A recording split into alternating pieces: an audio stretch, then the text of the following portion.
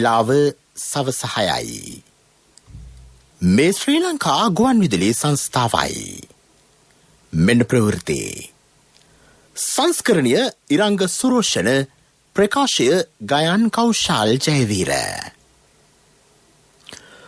Corona වසංගතයේ හේතුවෙන් ප්‍රමාද වූ කොරියානු රැකියා සඳහා යැවීමට කඩිනම් ක්‍රියාමාර්ග.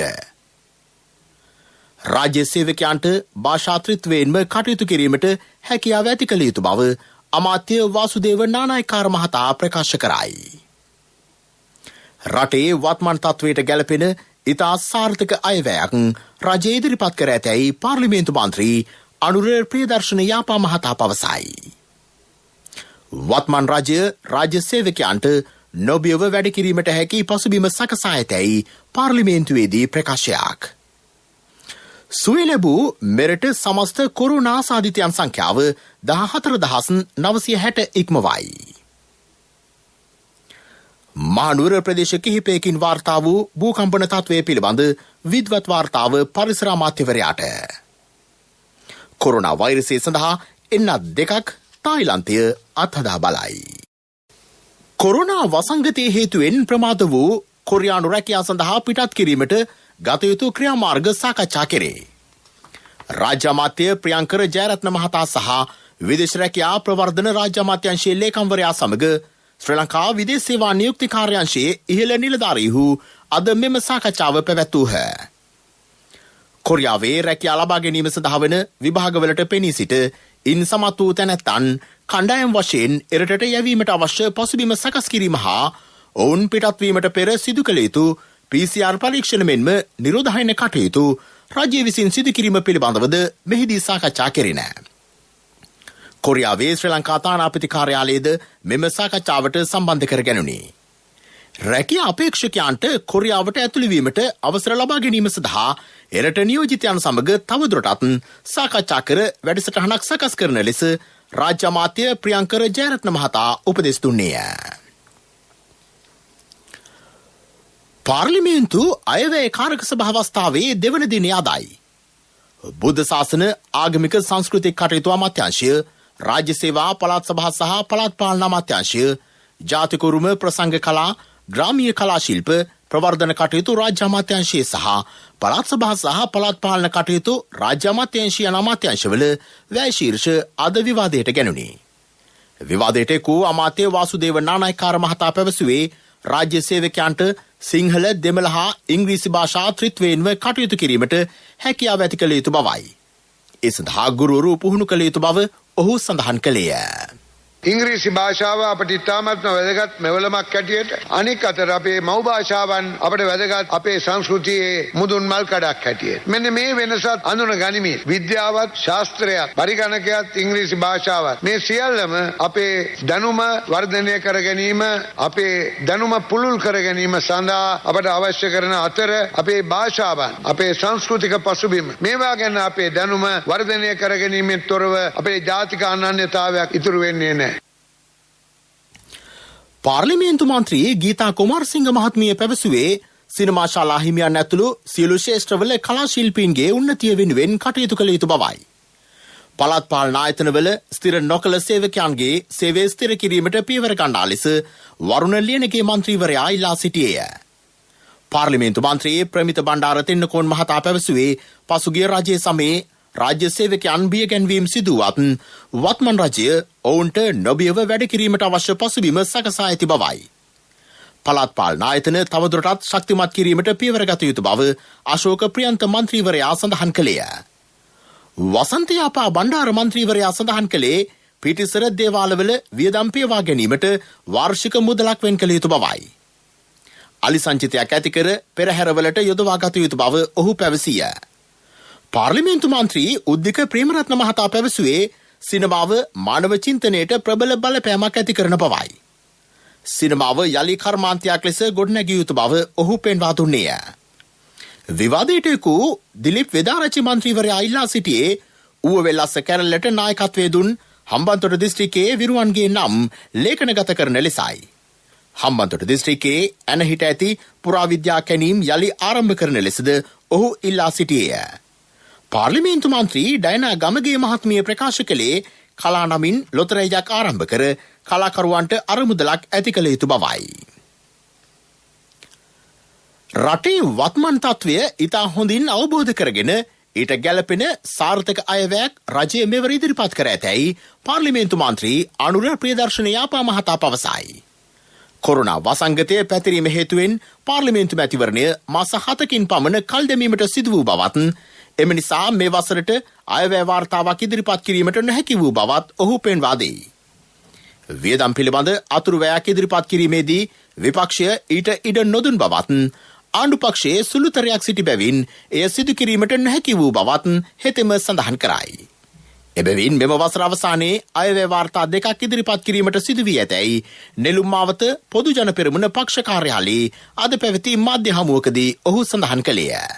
එහිදී අදහස් දැක්වූ මන්ත්‍රීවරයා කොවිඩ් වසංගතය මුළු ලෝකෙම ආර්ථිකය සොලවලා තියෙනවා. හැම ආර්ථිකයක්ම අද එක්තරා විදියක ලොකු පීඩනයකට ලක් වෙලා තියෙනවා. මොකද සාමාන්‍ය වශයෙන් කරන දේවල් අපිට කරන්න බැරි වෙලා තියෙනවා. මට තියෙන දත්ත අනුව ලෝකේ විශේෂයෙන් අපි භාණ්ඩ හුවමාරු කිරීම ක්‍රමවේදයන් විශාල වශයෙන් ප්‍රශ්නගත වෙලා තියෙනවා. ඒ නිසා විවෘත වෙළඳ ආර්ථිකයත් සම්පූර්ණයෙන්ම කඩා වැටලා තියෙනවා. ඒ නිසා අපිට සිද්ධ වෙලා තියෙනවා අපේ රුපියල අවප්‍රමාණයෙන්ම නවත්ත ගන්න, අපිට අමාරුවෙන් ලැබෙන විදේශ මුදල් සංචිත අපි ළඟ තියාගන්න, උද්දමනය සම්පූර්ණයෙන්ම තියෙන මට්ටමේ හරි පවත්වාගෙන යන්න. ඒ වගේම කර්මාන්ත වලට ඉල්ලීම් කරන අපේ තරුණ තරුණියන්ට එහෙම නැත්නම් ව්‍යවසායකින්ට අඩුපොලියට ණය දෙන්න, විශේෂයෙන් අපේ කෘෂි කර්මාන්තය දියුණු කිරීම සඳහා අපි ආනයන සීමා පනවලා තියෙනවා. මේ මගින් මම හිතන්නේ මේ ජනවාරි පෙබරවාරි මාර්තු වෙනකොට අපේ රටේ මෙතෙක් කල් අපි පිට රටින් ගෙන ආපු බොහෝ දේවල් රට ඇතුළේ නිෂ්පාදනය කිරීම සඳහා අපිට ලොකු ඉඩකඩක් විවෘත වෙනවා. ඒ සඳහා අපේ ගොවියන්ට අපි ආධාර දෙනවා. ඉතින් ඒ නිසා මෙහෙම තමයි අපි ආර්ථිකයට අවශ්‍ය කරන උද්දීපනය එහෙම නැත්නම් ඒකට අවශ්‍ය කරන තල්ලුව අපි ලබා දෙන්න ක්‍රියා කරලා තියෙනවා. මේ ප්‍රවෘත්ති ශ්‍රී ලංකා ගුවන්විදුලි සංස්ථාවෙන්. දරුවගේ අනාගතය ගැන හිත ඉන්නේ නැතුව අවුරුදු 3කින් ඩිග්‍රී එක කම්ප්ලීට් කරවන්න. HDFC Smart Goals ගණුමක් පටන් ගන්න. අමතන්න 2356යි 888.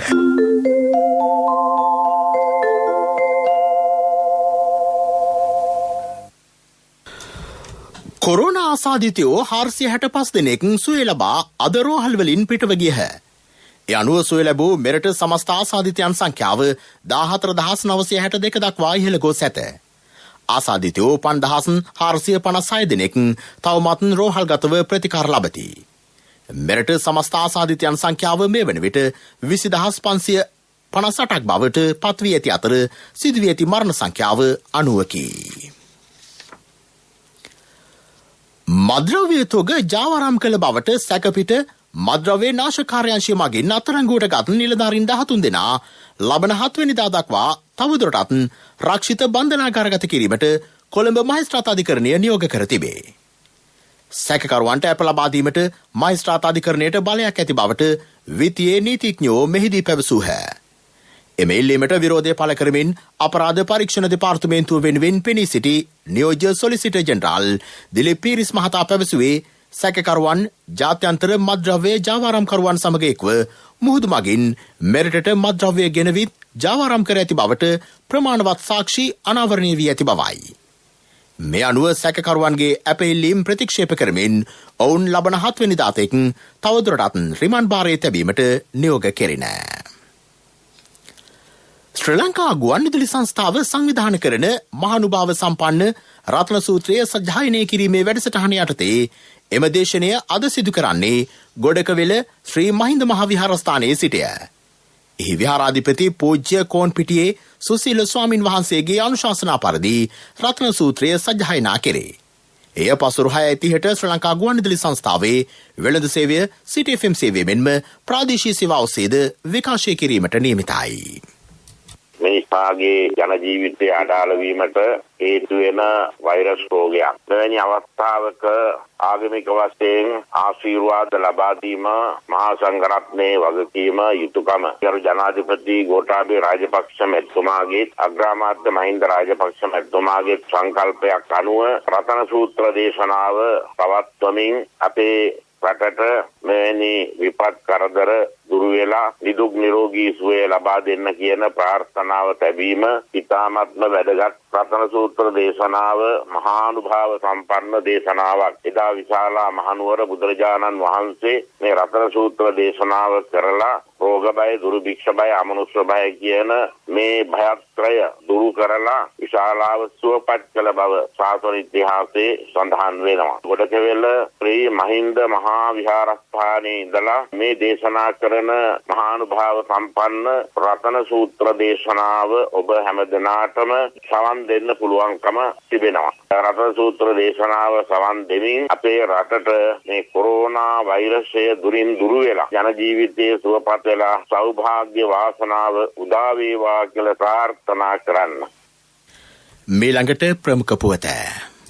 කොටුව පිටකොටුව රත්මලාන ගල්කිස්ස දෙහිවල මාත්‍ය ඔය මැතින් ඉස්සරහට යන්න. මේ මල්ලික් යන්න ඉස්සරහට යන්නකෝ. ඉස්සරහටම යන්න කියලා දිරිගන්වන එකේ හැමදාම බස් එකේ යන්නේ නැතුව අවුරුදු 3කින් තමන්ගේම වාහනයක යන්න. HDFC Smart Goals ගිණුමක් පටන් ගන්න. අමතන්න 2356යි 888. මාව ඉස්සරහ HDFC ගාව වසනවල්ලි. HDFC Smart Goals. ලොකු ටාගට් පොඩි කාලෙකින්. ප්‍රමුඛ පුවත ඔබ වෙත ගෙනෙන්නේ සිද්ධාලේප ලක්වියාව.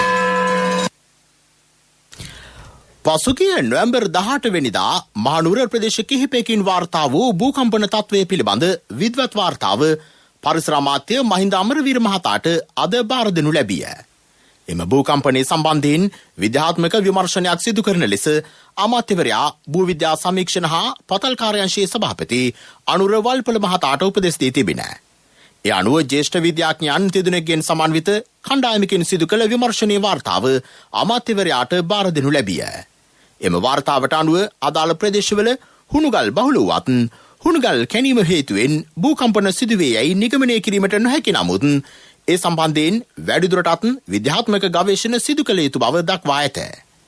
මහනුවර දිස්ත්‍රික්කයේ අලුත්වත්ත, අඹකොටේ, දිගන, මයිලපිටිය, අනුරවත්ත සහ බාරගම ප්‍රදේශවලට එම භූකම්පනය දැඩිව දැනී තිබේ. ප්‍රමුඛ පුවත ඔබ වෙත ගෙන ආවේ සිද්ධාලේප ලක්වියාව. දේවිකා කැමතිද තප්පර 30න් කිරිත එකක් හදන්න? අනේ වජිර කොච්චර හොඳ දෙයක්ද? තප්පර 30කින් ස්වාභාවික කිරිත එකක්. පියෝඩේල් කිරිතේ. ශක්ති හඬ අවධානය පිණිසයි. ග්‍රාමීය මට්ටමේ වගා සිදු කිරීමට අවශ්‍ය උපදෙස් හා මඟ පෙන්වීම ලබා දීමට කෘෂිකර්ම නිලධාරීන්ගේ හිඟකම දැඩිව බලපා ඇතැයි ගාල්ල දිස්ත්‍රික් ගොවි සහ කෘෂි සංගම් පවසයි. ඇල්පිටිය කොට්ටාශයේද මෙම තත්ත්වය පවතී. මේ හේතුවෙන් වගාවලට පොහොර සැපීමේ හා පුරන්කමුරු අස්වැද්දීමේ කටයුතු මන්දගාමී වී ඇතැයි එම සංගම් පෙන්වා දෙයි. පළාත් කෘෂි අමාත්‍යාංශයේ අවධානය පිණිසයි. සිරිලක බැතිමතුන්ට දඹදිව වන්දනාව යළිත් ඇරඹීම පිණිස සිදු කෙරෙන ආර්ය කිරි දඹදිව වන්දනා මහා සත්‍යක්‍රියා අධිෂ්ඨානය. බුදුන් වැඩිලක් බිමෙන් බුදුන්ගේ දේශය දඹදිවෙන් මුළු මහත් ලෝකයෙන් කොරෝනා වසංගතය දුරු වේවා. ආර්ය කිරි දඹදිව වන්දනා සත්‍යක්‍රියා අධිෂ්ඨානය හොඳම දේ ශ්‍රී ලාංකික ජනතාවට ලබා දෙන ආර්ය කිරි වෙතින්. ලෝක ප්‍රවෘත්ති.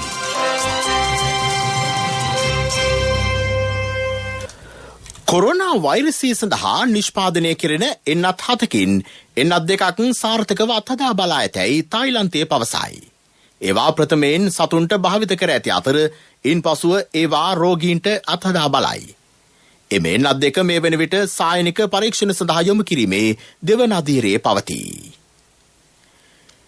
නිකරගුවාවේ මොන්ටානියා ප්‍රදේශයේදී ට්‍රක් රථයක් අනතුරට පත්වීමෙන් පුද්ගලයෝ 17 දෙනෙක් මේ යති. තවත් 25 දෙනෙකු තුවාල ලබා ඇතැයි එරට පොලිසිය පැවසිය. මගින් රැගෙන ගිය මෙම ට්‍රක් රථය මාර්ගයේ නිවතට පෙරළී අනතුර සිදු වී තිබේ. මියගිය අය අතර කාන්තාවෝ 12 දෙනෙක් හා පිරිමි පුද්ගලයෝ 5 දෙනෙක් වෙති. තිරසර සංවර්ධනයක පුවත් සම්පින්ඩනය සංවර්ධන පුවත්. අධිකරණ පියස නව ගොඩනැගිලි සංකීර්ණයේ ඉදිකිරීමේ කටයුතු කඩිනම් කරන්නයි අධිකරණ අමාත්‍ය අලි සබ්රි මහතා නිලධාරීන්ට උපදෙස් දෙයි. පසුගියදා අධිකරණ අමාත්‍යාංශයේ පැවති සාකච්ඡාවකදී අමාත්‍යාංශ නිලධාරීන්ට හා මධ්‍යම ඉංජිනේරු උපදේශක කාර්යාංශයේ නිලධාරීන්ට මෙම උපදෙස් දී තිබේ. කොළඹ අලුත් කඩේ අධිකරණ ගොඩනැගිලිවල ඉඩකඩ ප්‍රමාණවත් නොවීම හා එම ගොඩනැගිලි අබලන් තත්වයට පත්ව තිබීමට විසඳුමක් වශයෙන් අධිකරණ පියස නව ගොඩනැගිලි සංකීර්ණයේ ඉදිකෙරේ. මේ සඳහා කර 6ක ඉඩමක් තෝරාගෙන ඇති අතර මහල් 12කින් සමන්විත අධිකරණ ශාලා 40කින් යුක්ත ගොඩනැගිල්ලක් එහි ඉදිකෙරේ. ඊට අමතරව අධිකරණ අමාත්‍යාංශයේ කටයුතු සඳහා මහල් 8කින් යුත් ගොඩනැගිල්ලක් හා විනිසුරුවරුන්ගේ පුහුණු කටයුතු වෙනුවෙන් ගොඩනැගිල්ලක් මෙන්ම නව නීති මධ්‍යස්ථානයක් සඳහා ගොඩනැගිල්ලක්ද ඉදිකිරීමට නියමිතයි. ක්‍රීඩා පුවත් ලංකා ප්‍රීමියර් ලීග් 2020 පන්දුවෙන් පන්දුව දැනගන්න ජාතික කොහන් විදුලියෙන්.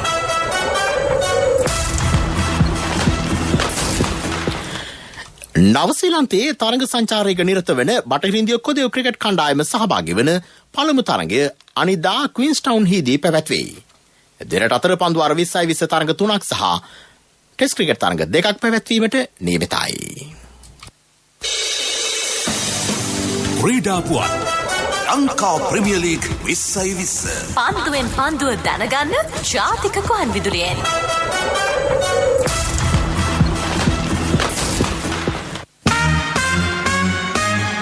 ව්‍යාපාරික පුවත් ඔබ වෙත ගෙන එන්නේ රන් බහන්ඩ පළුදු නොකොට ඉතා ආරක්ෂාකාරී ලෙස තබා ගන්නා අතරම අය කරන්නේ අඩු පොලියකේ. NSB රන් සහන සේවාව මුදල් හදිසියකට රත්තරන් විසඳුම. මත්ස්‍ය නිෂ්පාදනය හා අලවිය සෞඛ්‍යාරක්ෂිතව සිදු කිරීමටත් එමගින් දීවර කටයුතු හා ආදායම් යලි ක්‍රමවත්ව සංවර්ධනය කිරීමේ කඩිනම් වැඩපිළිවෙලක් සකස් කර ඇතැයි රාජ්‍ය අමාත්‍ය කාංචන විජේසේකර මහතා පවසයි. කොරෝනා තත්ත්වය හමුවේ වුවද රටේ ආර්ථිකය බිඳ වැටීමෙන් තොරව පවත්වා ගැනීමට උපරිම පියවර ගන්නා බව ඔහු සඳහන් කරයි. ව්‍යාපාරික පුවත් ඔබ වෙත ගෙනාවේ මේ අලුත් ඕඩරේ සෑහෙන විශාලයි. දැන් ඉඳන් වැඩ ටික ඉක්මන් කරන්න. ඊ ටික ලැබුණොත් අපි බඩු ටික දෙන්න. ලොරි ඇවිල්ලා. තව 60000ක් අඩුයි. හරි. මම පරක්කු වෙනතු ගෙනත් දෙන්න.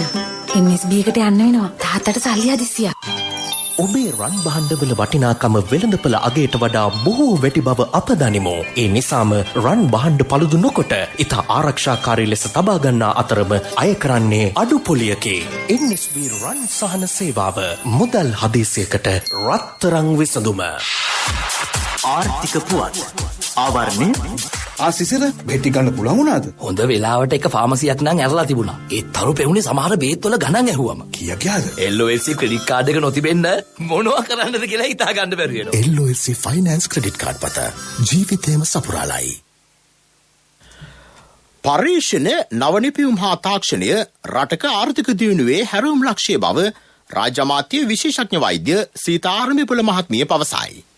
තම අමාත්‍යාංශයේ යටතේ ක්‍රියාත්මක මහනුවර ජාතික මූලික අධ්‍යයන ආයතනයේ නිරීක්ෂණයකට එක්වෙමින් ඇය මේ බව පැවසුවාය. ආයතනයේ විද්‍යාඥයෝ ඔවුන්ගේ පර්යේෂණ ප්‍රතිඵල පිළිබඳ ඇමතිවරිය දැනුවත් කළහ. විද්‍යාඥයන් මහත් පරිශ්‍රමයෙන් කළ පර්යේෂණවල නිසි ප්‍රතිඵල රටට ලබා ගැනීමට නම් එම නිෂ්පාදන සඳහා වාණිජ වටිනාකමක් ලබා දීමේ වැදගත්කම අමාත්‍යවරිය අවධාරණය කළාය. ඊට අවශ්‍ය සහයෝගය ලබා දෙන බව ඇය පැවසුවාය. ඔන්න ඩොක්ටර් කිව්වද තාත්තට ගෙදර යන්න පුළුවන් කියලා. දුවලට මම නිසා හරි කරදරයක් නේද උනේ. කසුන්ගේ LOLC ක්‍රෙඩිට් කාඩ් එක තිබුණ නිසා කිසි ප්‍රශ්නයක් උනේ නැහැ. තාත්තා සනීප වෙච්ච එකනේ අපේ සතුට. LOLC ෆයිනෑන්ස් ක්‍රෙඩිට් කාඩ් පත ජීවිතේම සපුරාලයි.